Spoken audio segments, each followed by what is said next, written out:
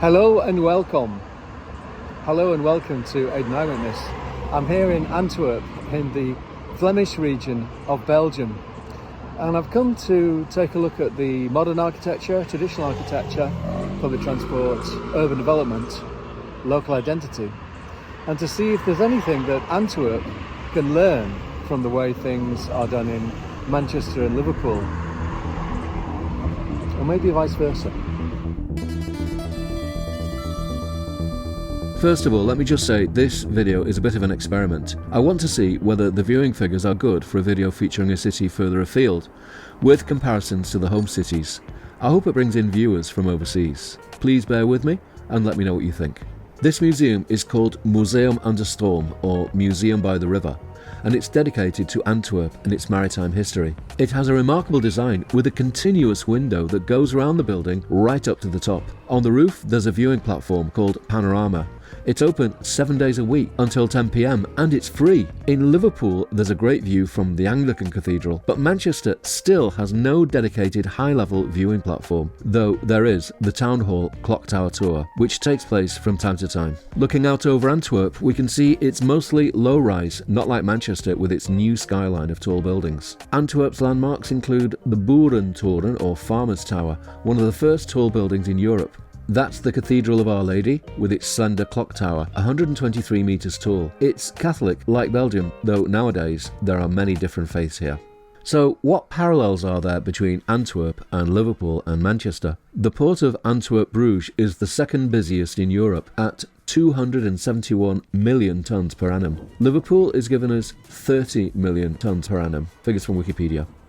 Manchester was an important port, once the third busiest in the UK. Along the ship canal, it's 70 kilometres from Manchester to the Mersey estuary by New Brighton in the Liverpool city region. Coincidentally, Antwerp is 70 kilometres along the river Schelde to the estuary near Vlissingen in the Netherlands. All three cities have a population of around 500,000 in their municipal area, excluding the surrounding city region. Like Chester or York, tourists often prefer to visit Ghent and Bruges, bypassing the bigger cities, a big mistake in my opinion. Here's one historic connection. The Flemish Weavers moved to Manchester in the 14th century, and they laid the foundation for the textile industry. This painting is in Manchester Town Hall, which itself was inspired by the cloth halls of the Flemish region. Antwerp Centraal railway station is one of the most magnificent in the world. The present structure was completed in 1905. It was damaged in World War II and they considered demolishing it. It's now a major tourist attraction. In 2007, as part of a very large infrastructure project, new tracks and platforms were built on 2 levels below ground. No longer a terminal station, trains could now pass through the station between north and south. Manchester Piccadilly is a terminal station, except for the line that runs west to Liverpool and via the new link to Victoria Station. In the 1970s, an underground railway link between Piccadilly and Victoria was planned, but then cancelled for cost reasons. The station was rebuilt in 1960 and 2002. Liverpool Lime Street is the oldest, still operating, Grand Terminus mainline station in the world. It underwent renovation in 2010 and 2018. The Underground Loop Line was completed in 1977. It's impressive, but nowhere near as grand as Antwerp Central Station. Since the Middle Ages, Antwerp's wealth has been founded on diamonds. The Diamond District is next to the station. Antwerp has an extensive tram or light rail network that crisscrosses the central area, where it runs in tunnels. Trams have been operating in Antwerp since the first horse tram in 1873, 4 years before Manchester's first horse tram in 1877. Unfortunately, Manchester and Liverpool, like other cities in Britain and Ireland, abandoned trams after World War II. Manchester brought them back in 1992. The Metrolink system has now reached 105 kilometres or 66 miles. The Antwerp tram network is 116 kilometres or 72 miles. The Port House is the headquarters of the Port Authority of Antwerp and Bruges. It combines a former fire station and a striking glass structure designed by Iraqi-British architect Zaha Hadid. She sadly died in 2016, just before the building opened. The new extension contains offices. It's meant to represent a diamond, but it also looks like a ship. I wonder how it would look in Liverpool's Albert Dock. I think it would look great. Filling up the sky, a real talking point and tourist magnet. Actually, Manchester already has a striking glass building with sharp edges. It's called Urbis, built in 2002. It was a museum about cities, then it became the National Football Museum. Could something as crazy as Antwerp's Port House get planning permission in Manchester or Liverpool? Well, this building, designed by the late Will Alsop, was proposed for the so-called Fourth Grace project, which was eventually cancelled for cost reasons. The Man Island development was built in its place. In the comments, people have said that modern buildings look the same all over the world, no matter which city you're in. So here's a quick city buildings quiz. What's this tall building? It's about to be renovated by Libeskind Studio. It's the Boerentoren in Antwerp.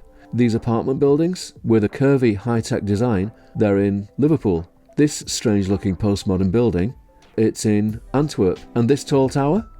It's in Manchester. Is that apartment tower in Salford Quays? No, it's in South Antwerp. And this handsome structure will be familiar to most people in Liverpool. Also, this office tower converted into apartments will be familiar if you live in Antwerp. And these distinctive houses are in the east of Manchester. Let's take a quick look at Antwerp's Grote Markt, or marketplace. That's the magnificent spire of the cathedral, and that's the town hall. These facades are typical of the Low Countries. Medieval traders built grand buildings around the square to show off their wealth. Those gables, they're so distinctive and so photogenic. There are people all around taking snaps with their smartphones, including me. These two gables are quite impressive, but hold on a minute.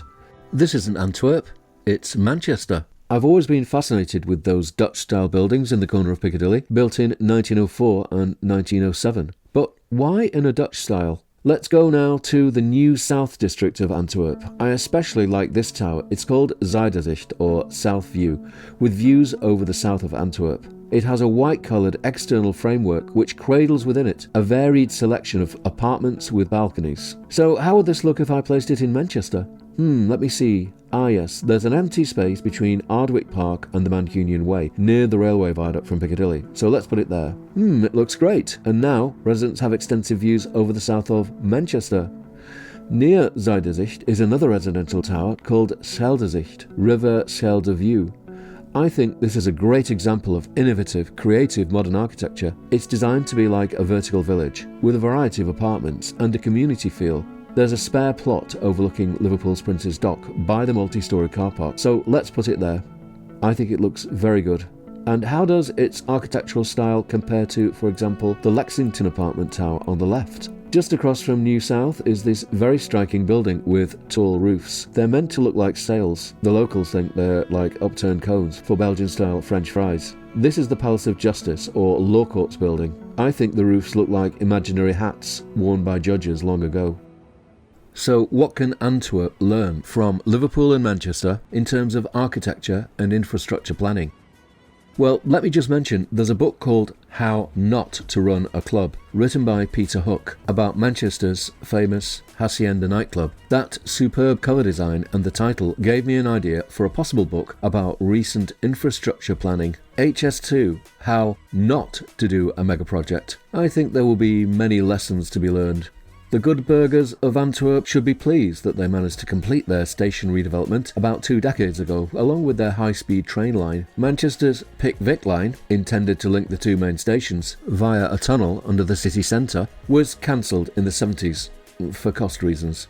4 decades later, a north-south link bridge was completed, but because the track infrastructure leading to the bridge was not upgraded as planned, the link is currently used by just 1 train per hour in each direction. As for Manchester's high-speed rail line, well, that was cancelled by Rishi Sunak and his Conservative government.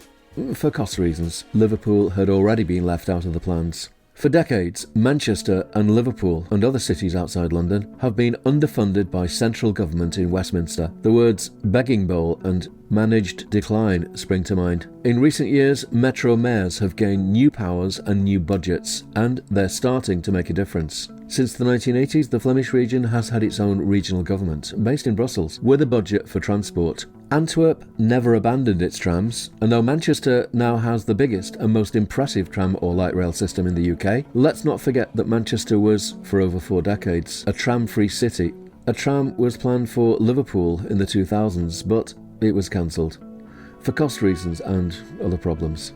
Is Antwerp more daring or less daring in its commissioning of modern architecture compared to Manchester and Liverpool? I'm not sure about that. Please leave a comment. You have to visit other cities to understand your own city. The 9th of May is Europe Day, a day to contrast, learn, be inspired and bring down barriers. So this is my contribution. I feel that Manchester is too focused in upon itself. At least Liverpool looks out towards the sea. Thanks for watching my first city comparison video where I actually visited the city, unlike the ones I did during lockdown. I know they're a little bit off the usual track, but I'll only be doing them once in a while. Let me know what you think. Please like this video, subscribe to the channel, leave a comment and share with others. You can support what I'm doing via buymeacoffee.com/AidanEyewitness. Hartelijk dank voor het kijken en tot ziens in Antwerpen.